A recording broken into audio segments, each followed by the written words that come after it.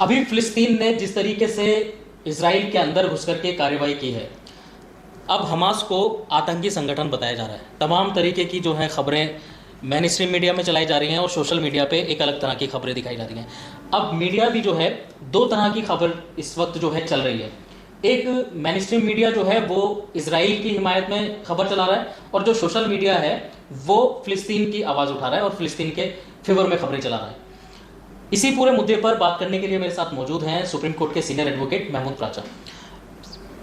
Sir, जिस तरीके से ये पूरी कार्रवाई हो रही है, अब हमास ने जिस तरीके से हमला किया है चारों तरफ से, पूरी दुनिया को उसने सकते में डाल दिया। पूरी दुनिया की नज़रें इस वक्त इसराइल पर और फिलिस्तीन पर बनी हुई हैं। आप किस तरह देख रहे हैं इस पूरे मामले को, इसकी कार्रवाई को, फिलिस्तीन की? देखिए, एक तो इसराइल जो है वो यूएन के एक नहीं, एक सीरीज ऑफ रेजोल्यूशंस का उल्लंघन करके और अपने करप्ट मेथड्स का, जिसको वो जो पॉलिटिशियंस हैं अलग अलग देशों के, उनको इन्फ्लुएंस करके वीटो करा के जो न्यायपूर्ण बात है फिलिस्तीन के लिए, उसको ओवररूल कराता रहा है। और सारी टेररिस्ट एक्टिविटीज़ जो दुनिया के किसी भी देश के टेररिज्म की डेफिनेशन में मौजूद हैं, ऐसी कोई भी एक्टिविटी नहीं है जो ज़ायनिस्ट फोर्सेस ने इज़राइल के अंदर रहते हुए या पूरी दुनिया के अंदर रहते हुए, और पूरी दुनिया में ऐसी कोई भी टेरर एक्टिविटी नहीं है जो ज़ायनिस्ट फोर्सेस ने इज़राइल की ना की हो। तो ये सबसे महत्वपूर्ण बात है। अब उसके कंपैरिजन में एक, अगर अपने राइट्स को डिफेंड करने के लिए जो हमास ने एक मिलिट्री ऑपरेशन किया है, जिससे सारी दुनिया और ज़ायनिस्ट फोर्सेस खुद सख्ते में आ गई, खुद अपने मुंह से बोल रहे हैं कि we were taken by surprise और हमने कभी ये सपने में भी नहीं सोचा था। तो एक बात तो ये है कि ये ज़ायनिस्ट फोर्सेस जब फिलिस्तीनियों के ऊपर और फिलिस्तीन से बाहर भी जो दूसरे देशों में लोग मारे जाते हैं, जिनका इल्ज़ाम ज़ायनिस्ट फोर्सेस पे लगता है, तो वो उसको कोलेटरल डैमेज कहते हैं। तो एक कोलेटरल डैमेज क्या चीज़ है, इसके बारे में भी सोचने की ज़रूरत है इन हालात में भी। तो कोलेटरल डैमेज क्या सिर्फ एक साइड का होगा? मैं इस तरह की जो भी एक्टिविटीज़ हैं उनको कोलेटरल डैमेज कहने को ही गलत मानता हूँ। लेकिन कोलेटरल डैमेज का शब्द पूरा सो कॉल्ड जो वेस्टर्न डेमोक्रेसीज़ में बहुत सारे जो फैक्शंस हैं, वो कोलेटरल डैमेज को इस तरीके से लेता है जैसे कोई वो रोज़मर्रा की चीज़ हो, बहुत ही कैजुअल चीज़ हो। हालांकि वो कोलेटरल डैमेज जिसे ज़ायनिस्ट फोर्सेस बार बार कोलेटरल डैमेज बताती हैं, वो हज़ारों नहीं लाखों बच्चों, महिलाओं, बुजुर्गों, बीमारों और सिविलियंस की होती हैं, जिनको आर्म्ड कॉन्फ्लिक्ट से कुछ लेना देना ही नहीं होता। तो उसको कोलेटरल डैमेज बताने वाले लोगों को कोई हक नहीं पहुंचता। हम जैसे लोगों को तो पहुंचता है कि अगर हमास की एक्टिविटी में भी कोई बेगुनाह लोग मारे गए हों, जिसकी उन्होंने ध्यान पूर्वक या पूरी केयरफुल तरीके से उनकी हिफाजत करने की या उनको चोट ना पहुंचे ऐसी कोशिश नहीं की है, हम जैसे लोग तो उसको भी बुरा कहेंगे। लेकिन कोलेटरल डैमेज कहने वाले किसी भी इंसान को, फिर ये जो ज़ायनिस्ट फोर्सेस हैं उनको कोलेटरल डैमेज, उनकी जो क्रिमिनल और आतंकवादी गतिविधियां हैं उनको कोलेटरल डैमेज बताने वाले किसी भी इंसान को ये हक ही नहीं पहुंचता है कि वो हमास की किसी भी एक्टिविटीज़ को, जो हमारी नज़र में भी गलत हो सकती हैं, को क्रिटिसाइज करे किसी भी तरीके से। अब दो तरह की बातें चल रही हैं अभी, जैसे जब से देश के प्रधानमंत्री मोदी जी ने ट्वीट किया है इस पर और इसराइल का समर्थन करते हुए नजर आ रहे हैं, तब से एक सियासी बहस सोच छिड़क चुकी है इसमें।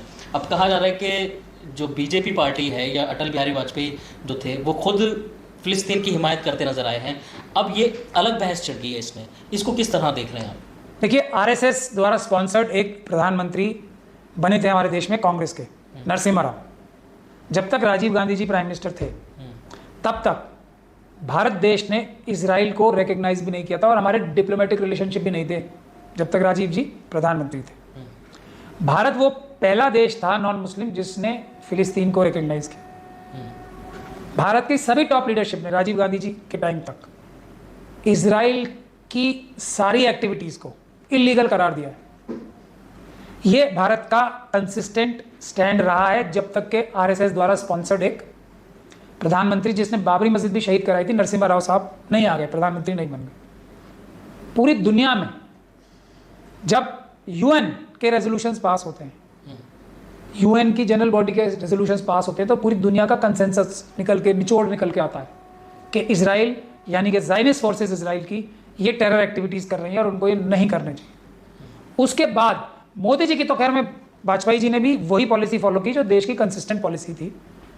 मोदी जी की तो बात करना ही बेकार है, वो तो देश के सारे इंटरेस्ट को, स्ट्रैटेजिक इंटरेस्ट को, डिफेंस के इंटरेस्ट को, इकोनॉमिक इंटरेस्ट को अपने मनुवादी मानसिकता के गुजराती बिजनेसमैन के हवाले कर चुके हैं। देश के सारे इंटरेस्ट मोदी जी कॉम्प्रोमाइज कर रहे हैं अमित शाह जी के साथ मिलकर, अडानी के साथ मिलकर। अब अडानी को मदद पहुंचाने के लिए हिंडनबर्ग जो एक घोटाला इतना बड़ा अडानी का एक्सपोज किया था, हिंडनबर्ग के नाम की संस्था ने, उससे उबारने के लिए खुद मोदी जी ने एक आउट ऑफ टर्न जाके, जो बेंजामिन नेतन्याहू हैं इजराइल के ज़ायनिस्ट प्राइम मिनिस्टर, वो जो खुद अपने आप में एक करप्ट प्रधानमंत्री माने जाते हैं, उनके ऊपर कितने सारे करप्शन के इल्ज़ाम लग के साबित भी हो चुके हैं, उनसे एक इलीगल फेवर लिया था अडानी को हाइफा पोर्ट दिलवाने के लिए, ताकि हिंडनबर्ग रिपोर्ट की इफेक्ट को कम किया जा सके। तो अब अडानी जी के जो फायदे पहुंचाने के लिए काम करेंगे तो हो सकता है नेतन्याहू साहब ने अब उनसे वापस अपना जो एहसान किया था उसका एहसान का बदला मांगा हो, तभी भारत देश का इतना वन साइडेड ओपिनियन आया। जबकि भारत एक नॉन अलाइंड देश है। भारत की खासियत और इज्जत पूरी दुनिया में इसलिए कि वो एक नॉन अलाइंड नेशन है और नॉन अलाइंड मूवमेंट का एक चैंपियन है और लीडर है। रशिया ने क्या रिएक्शन दिया है? भारत के रशिया से कितने अच्छे संबंध रहे हैं, स्ट्रैटेजिक संबंध रहे हैं, हर प्रकार के संबंध हैं। जो ज़ायनिस्ट फोर्सेस हैं, जो कैपिटलिस्ट फोर्सेस हैं, उन्होंने ही ब्रिटेन में और अमेरिका में भी, कोई कंसेंसस नहीं है ब्रिटेन और अमेरिका में इजराइल की ज़ायनिस्ट फोर्सेस का सपोर्ट करने का, लेकिन अब उनके स्टेट हेड से जो स्टेटमेंट्स नी जो दिलवाई हैं उसका लॉन्ग टर्म इफेक्ट क्या होने वाला है, या लॉन्ग टर्म में वो इस बात पे स्टैंड करते नहीं करते, ये भी आने वाला वक्त बताएगा। लेकिन जिस मानसिकता के खिलाफ, जिस कंट्री के खिलाफ, जिस कंट्री की ज़ायनिस्ट फोर्सेस के खिलाफ यूएन के रेजोल्यूशंस हो, सीरीज ऑफ रेजोल्यूशंस हो, उसके लिए ऐसा स्टैंड लेना भारत की संप्रभुता को, भारत की न्यूट्रलिटी को, भारत की इज्जत को कॉम्प्रोमाइज करने जैसा। देखिए, लगातार कई सालों से फिलिस्तीन पर हमले किए जा रहे हैं, लगातार वहाँ पर मजलूमों के ऊपर जुल्म किया जा रहा है। तब तक तो सभी देश जितने भी हैं वो सब खामोश थे, सिवाय ईरान को छोड़ करके। ईरान लगातार आवाज़ उठाता रहा है।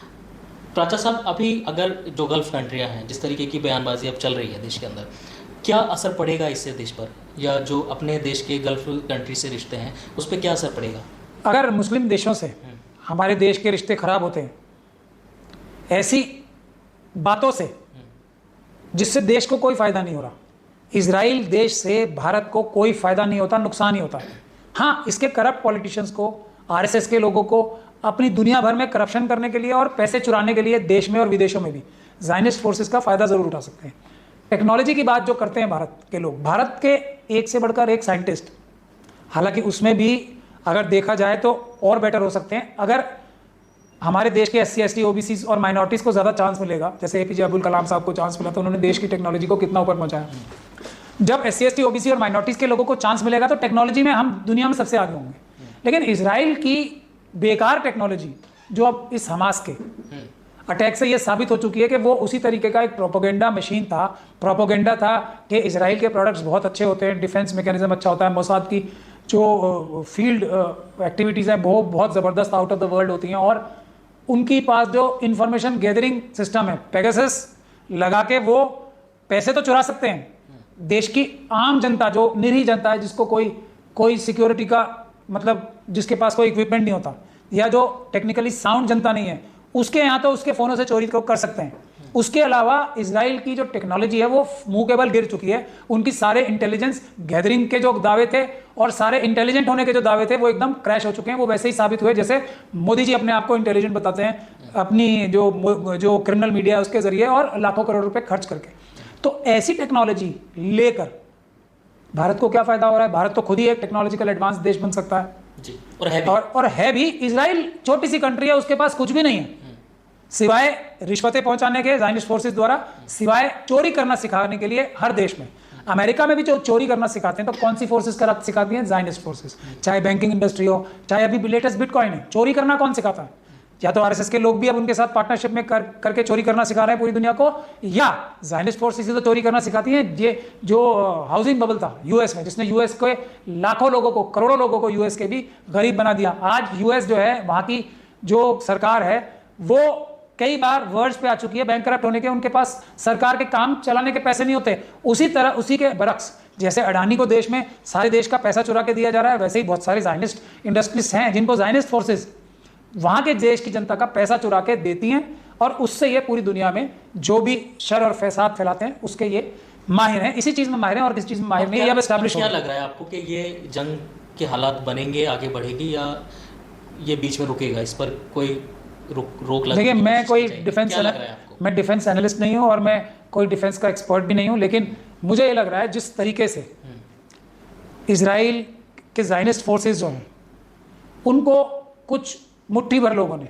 इतनी बड़ी ताकत, इतना बड़ा लाखों करोड़ रुपए का बजट होने के बावजूद उनके इक्विपमेंट्स में और जो फोर्सेस हमास की या हिजबुल्लाह की उनके खिलाफ हैं, अगर हम इक्विपमेंट का ही कंपैरिजन करें तो ज़मीन और आसमान का फ़र्क है। अगर मुट्ठी भर अनआर्म्ड लोगों ने, एक तरीके से इल इक्विप्ड और बहुत ही बेसिक आर्म्स रखने वाले लोगों ने, क्योंकि इसराइल हरा दिया। अब कहा जा रहा है कि देख लेने की बात कही है कि ये अच्छा नहीं गया, इसका बहुत बुरा खामियाजा नहीं, देखिए, अब पड़ेगा, और लगातार जो है हमले जारी हैं। बस एक बुनियादी बात तो साबित हो गई कि इनका इतना जो बजट, जो इजराइल की जो और पूरी दुनिया से जो वो एक गुहार लगा के पैसे इकट्ठे करते थे कि हम लोग बहुत टेक्नोलॉजिकली एडवांस्ड हैं, तो उन्हें मुट्ठी भर बिना हथियारों वाले लोगों ने एकदम धूल चटा दी।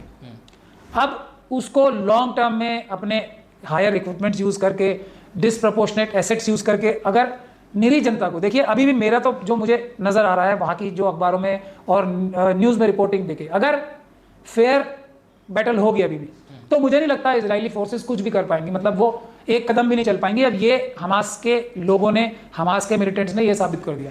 लेकिन अब डिसप्रपोर्शनेट जो उनके पास इक्विपमेंट्स हैं, जो उनके पास बेटर वेपन्स हैं, उसके बेसिस पे वो सिविलियंस को तंग कर सकते हैं, उसको कोलेटरल डैमेज बता सकते हैं, अपनी मास मीडिया प्रोपेगेंडा के जरिए उसको कोलेटरल डैमेज बता सकते हैं। वो man to man, women to women, और आमने सामने या आमने सामने ना भी रह के, वो ये दुनिया ने देख लिया है कि उनकी फौज में कोई दम बिल्कुल भी नहीं है। और पूरी दुनिया के लोगों को जो इस बात का वो फॉल्स प्रोपेगेंडा करते हैं कि हम लोग बहुत टेक्नोलॉजिकली और हम बहुत बहादुर सिपाही और हमारे पास बहुत वेल इक्विप्ड, हमारे पास बहुत कमांडो ट्रेनिंग और ये सब बहुत सारी चीज़ें जो बताते हैं ना कि हम बेस्ट कमांडोज वर्ल्ड के प्रोड्यूस करते हैं, वो सब एक झूठ साबित हो गया पूरी दुनिया के सामने। अब कोई भी देश उनसे कोई भी सामान खरीदे, कोई भी उनसे ट्रेनिंग ले, तो 1000 बार सोच के ले कि ये ताश के पत्तों की तरह गिर जाएंगे। इनके पास कोई भी ऐसी टेक्नोलॉजी या बेटर ट्रेनिंग मैन पावर के लिए है ही नहीं। देखिए, जिस तरीके से जब हमास ने हमला किया तो जो भी उनका सिक्योरिटी सिस्टम था उसको पूरा हैक कर लिया गया था।